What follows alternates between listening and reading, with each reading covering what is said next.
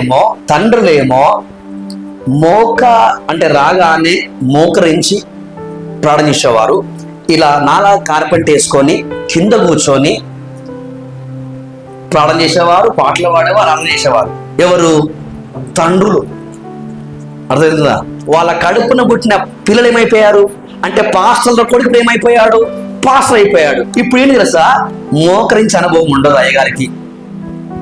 తండ్రికి అనుభవం ఉంది, కొడుకు అనుభవం లేదు. ఇప్పుడు వాడు మంచిగా తెల్ల పాయింట్, తెల్ల సొక్కేసుకొని, ఎత్తు దూసుకొని, పెను పెట్టుకొని వస్తాడు. ఇక టై కట్టుకొని పెద్ద సోఫా వేస్తాల్సి ఉంటుంది. ఏమేస్తారు? సోఫా. కుర్చీ కూడా కాదు, సోఫా. అయ్యగారికి నడం పట్టేసిందో ఏం అర్థం కాదు. మనకి తీసి కొడితే 30 ఏళ్ళు ఉండవు.